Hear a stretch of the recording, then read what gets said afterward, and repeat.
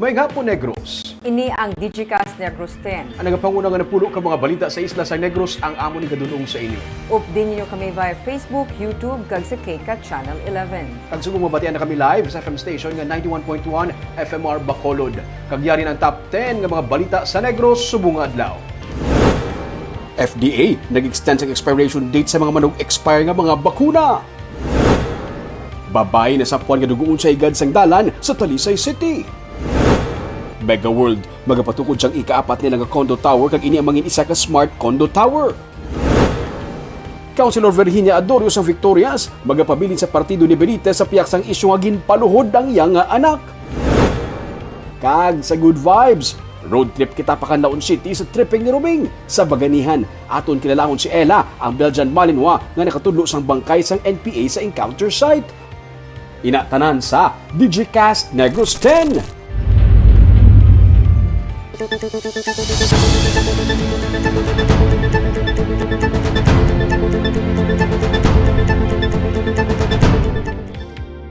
Sa number 10,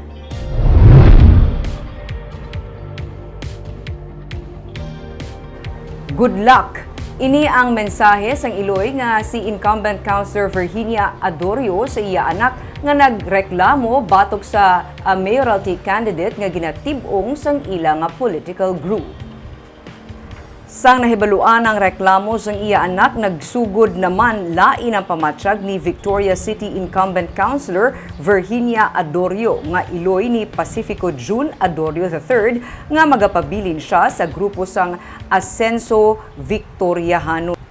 Sunod sa konsihal, nakibot siya sa nanugid sadto ang iya anak nga si June kag nagreklamo nga sang Marso 20 siya ang ginpaluhod kag ginpabisa sa kamot ni mayoralty candidate Javi Benitez nga amo ang gintibong nga kandidato sang ilang nga grupo. Na istorya ni Adorio si Benitez, ginpanginwala ni Benitez ang alegasyon kag nagsiling nga wala sang basihan, hindi matuod kag malisyoso ang imahinasyon sang anak ni Adorio sa tuyo nga gubun lang siya. Hindi man masiling ni Adorio kung sino sa tunga nanday Benitez kag sang iya anak ang nagasugid sang matuod, pero nagapati siya nga hindi ini makaapekto sa iya kandidatura kag sa grupo sang Asenso Victoriahanon. Matapos ang ila pagsugilanon, ginabisuhan siya sang iya anak nga hindi magbiya sa partido ni Benitez. May mensahe man ang konsehal sa iya anak nga nagupod na sa kasumpong nga grupo. Ati, ito, good luck lang sa imo yung struggle. Kaya tungod sa sunod sa iya, ang nang i-text sa akon, nga he is doing that for the cause of Victoriahanon. Gusto niya makadto ko to sa pihak, sin ko hindi lang ko makadto sa pihak. Kung halin ako, halin lang kuya. Pero, sa ako, nauna na kayo sang sayduhan nga iban, dali lang kuya, sa Asenso.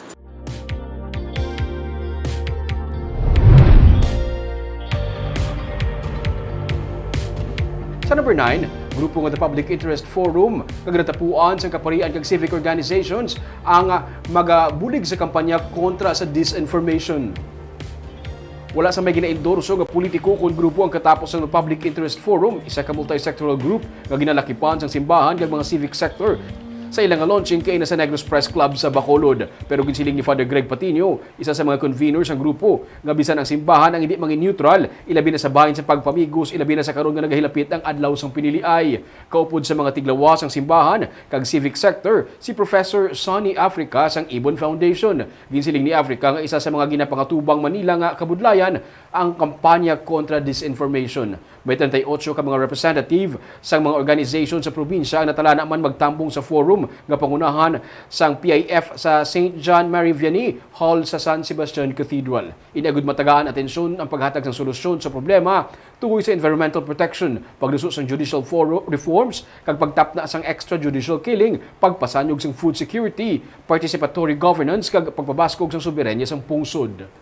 Tuloy-tuloy na pag-aaral dun sa pag-educate sa mga tao sa kamalian na ginagawa ng mga Marcoses para matuto tayo na huwag magdala doon. Pero ikalawa, of course, kailangan institutional na galaw dyan. Hindi tama na pabayaan ng Facebook at Twitter at pagkatiwalaan lang sila na ipoproseso nila yung mga facts at yung mga hindi totoo.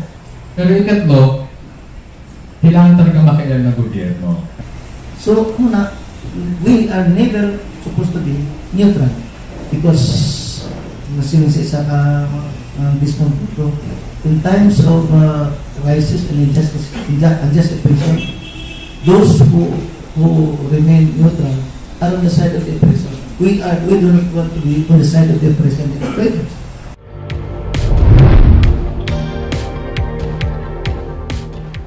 Sa number 8, Vice President Leni Robredo ang mahimo magabalik sa Negros Occidental. Inisuno kay Anay Governor Rafael Lito Coscolluelas ang Negros for Leni Group. Sa karon ini ang ginaistoryahan pa pero luyag ni VP Leni nga magbalik sa probinsya. Suno kay Coscolluela, kun madayon gid man ila nga iga-recommend ang 3 ka mga lugar sa Gwa sang Bacolod, kasubong sang Cadiz City kag Escalante City sa norte, kag Banwa sang La Castellana sa District 5. Ginpahayag naman ni Coscolluela nga maayo ang improvement sang voting preference para kay Robredo sandig sa ila nga internal survey. Naigo man sang propaganda kag mga issue nga ginahaboy sang trolls ang Vice Presidente pero ang ulihi nga mga survey nagapakita nga may paglumpat pabor kay Robredo. Sa piha ka bahin, may mga tarpaulin naman para kay Robredo nga nabutang sa mga strategic na lugar nga ila nakit-an nagkaladula. Sa Bago City, suno kay Coscolluela, may ginpanggunting kag ginporma nga initials sang pihak nga kandidato. Suno naman sa spokesperson sang BBM Sara sa Negros nga si Anay Mayor Sonny Coscolluela, wala sang kahilabtanan ng BBM supporters bahin diri. Wala sila may nahimo nga kasubo nga hilikoton kag wala sila nagapatuman sang hate politics. But the most bothersome case is tarpaulins that were not only taken down in Bago City, but they were sliced up into small pieces, and the small pieces were reassembled to constitute the initials of the other candidate. No? So, ay labot nga ginkakas, ang amon ginkihad-kihad pa, kag ginhimo letters ng kandidato sa pihak. Yeah. So, adding insult to injury. Sa number 7,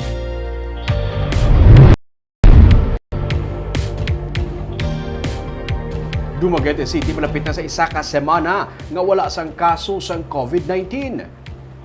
Malapit na sa isa ka semana nga wala sang aktibo nga kaso sang COVID-19 ang Dumaguete City base sa datos sang Interagency Task Force sa syudad. Sunod sa IATF, ang tanan nga 30 ka mga barangay sa Dumaguete ang ilang ginakabig nga COVID-19 free. Isa sa ginatanaw nga rason sunod sa IATF amo ang vaccination rate sa syudad. Ang Dumaguete City ang yara na karon sa masobra sa 140% ang vaccination rate kag ini amo may highest sa Central Visayas. Humalin sa pagsugod sa pandemic, naglabot sa 5,805 ang kasos ng COVID-19 sa syudad, kag 166 ang COVID-19 deaths. Samtang sa latest naman nga data sa provincial IATF, yara lang karon sa 13 ang active cases ng COVID-19 sa bugos nga Negros Oriental.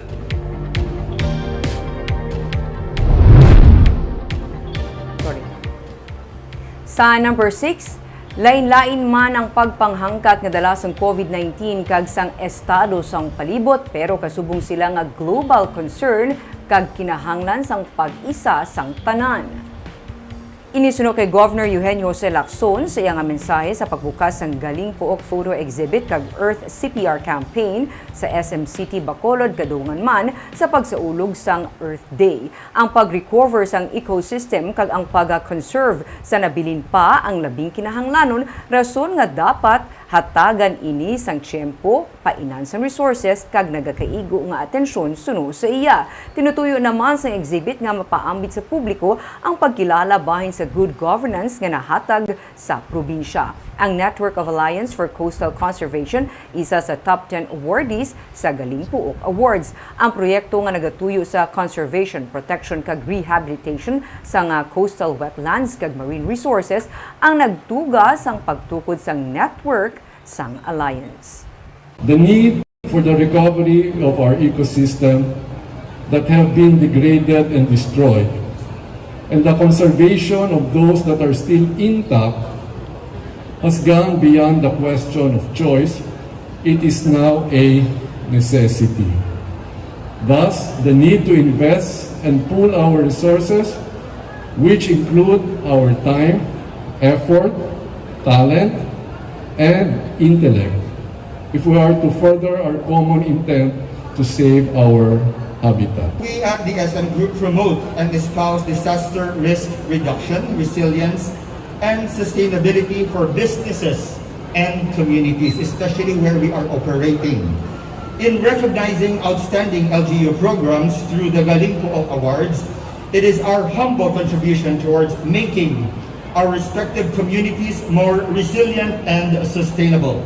Through the Galing Po, we are happy to support such creative and innovative endeavors. So thank you, Galing Po.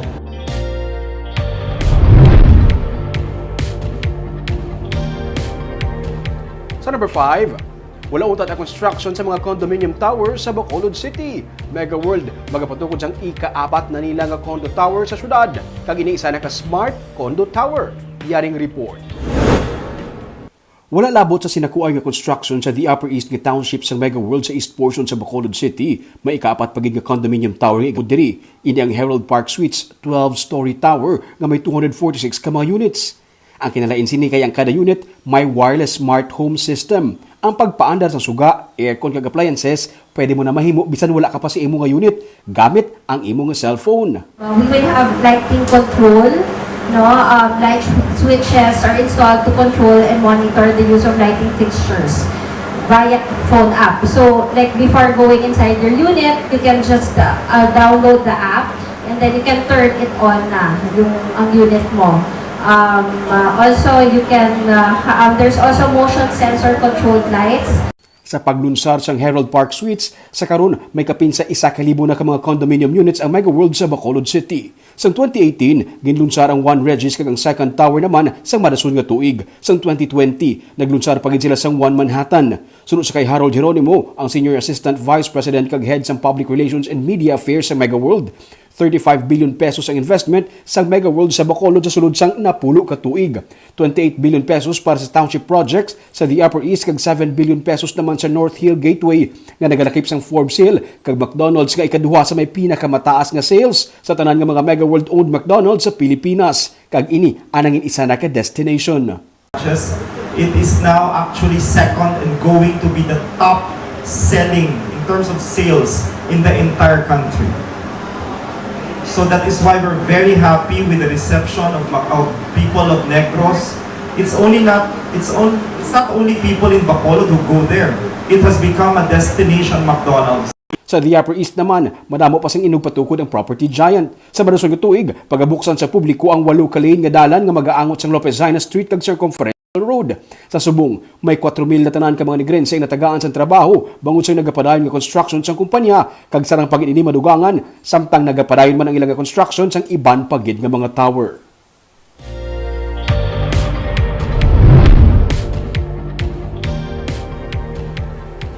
Sa number 4, market vendor nga ginatiro sa bagsakan sang Miyerkules ang nabawian sang kabuhi. Napatay ang 42 anyos nga si John Irish Chiva nga ginluthang sa Miyerkules sang gabi sang wala pa makilalaan nga persona sa bagsakan sakop sa Barangay 40 sa Bacolod. Tubtub sa karon, wala pa sang may ginalantaw nga suspect ang PNP sa pagpatay kay Chiva. Wala pa man abi sang CCTV cameras sa lugar sunod sa hepe sang Police Station 6 nga si Major Leo Estopa. Pero sunod kay Estopa, sila nakabaton sang impormasyon nga madamo sang kontra sa libertad si Chiva. Gani mahimo pagtimalos amo ang kabangdanan sa pagpatay sa iya. Damlag pa nadakpan man si Chiva may kangtanan sa iligal nga droga sang tuig 2018. Padayon pa ang ila karon nga investigasyon.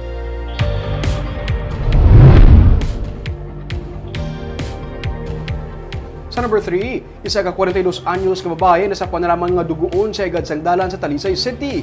Biktima nagapabilin nga unconscious sa hospital. Ginabulong sa karon sa ospital ang 42 anyos nga si Janice Educado matapos ini nga masapuan kagabi nga dugoon nga yara sa kalog sa kilid sang dalan sa barangay Bubug sa syudad sang Talisay.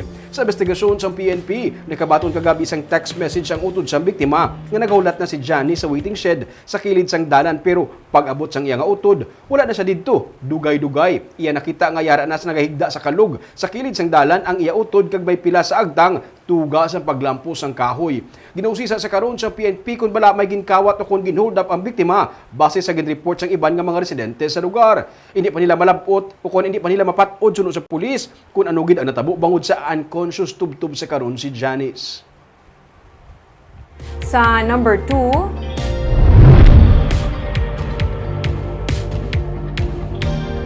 Bacolod nagapabilin nga wala sang may nag-expire nga bakuna sa ilang nga cold storage facility.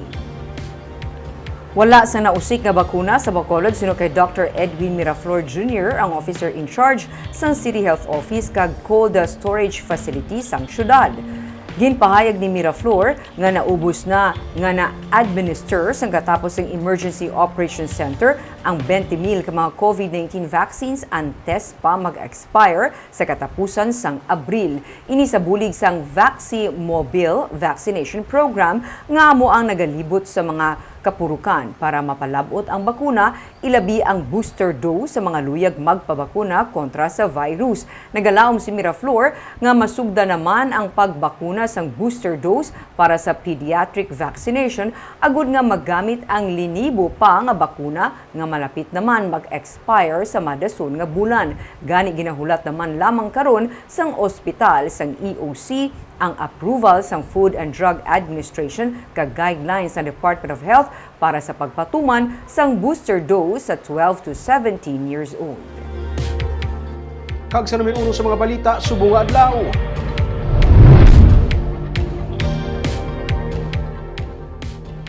Gin-extend sang FDA ang expiration date sa mga bakuna sa Negros Occidental nga dablag pagin report nga mag-expire sa April 30. Inisunod sa kay Dr. Claudelia Josefa Pabilio ang in-charge sang vaccine distribution sang probinsya.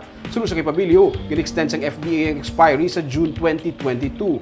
May 221,049 ka mga dose sang mga bakuna ang damlag pa mag-expire sa April 30. Sunod sa kay Pabilio, kasunod sa extension sang FDA sa expiry nga nagakasayuran nga wala na sa may mga mag-expire nga bakuna sini nga bulan. Una nga ginpanagdag ang mga bakuna sa mga banwa kag syudad kag ini sa karon ang ila ginagamit sa ilang pagbakuna. Paray naman sa karon ang pagduso sa bakuna kontra COVID-19 sa Negros Occidental. Nalakip man ang probinsya sa na-identify para sa special vaccination days nga gintalana sa Abril 20 tubtub 22.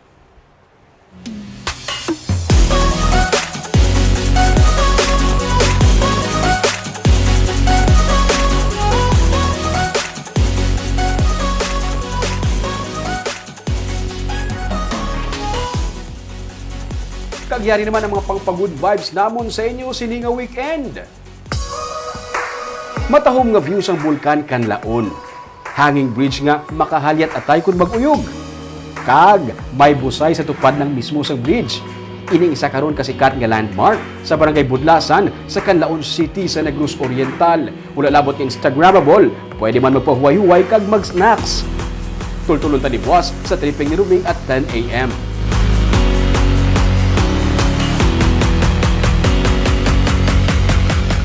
Sa Sunday naman, taga-antas ang pagsaludo si Ella, isa ka Belgian Malinois nga isa ka military dog. Sang sinigid lamang gin-awardan sa bangod pinaagi sa iya na tultulan sa mga soldado kundi ang bangkay sa napatay nga NPA sa encounter site sa Negros Oriental. Ina naman sa Domingo, 10 a.m. sa Baganihan. Barb kapos sa magtabok sa Oriental kung Bayala Castellana, makalusot ka na Kanaum City, kadasig lang. Basta bakunador. Actually, wala pa na may gabantay. But sa mga lugar-lugar, may mga lugar yung nagapangita bakuna. But ready ka lang isang imong vaccination card, but kapos na sa travel din. Oo man. Kag na sa diyan kung ang amat-amat agin. Kagbabakara ka na Kanaum City, 1 hour. Imagine. Grabe, basta dasi kag badalagan. Not so much. Kagamay ito mga balita sa Negros, subong adlaw. Kay man sa panahon karon importante nga may ihibalo ka sa nagakatapo sa imo nga palibot. Kung dapat balanse kag eksakto ang mga impormasyon. Parahan kami nga magapangalagad sa Negrosanon. Ako si Barbara Mijares. Tugtog sa Lunes, ako naman si Romeo Subaldo. Happy weekend!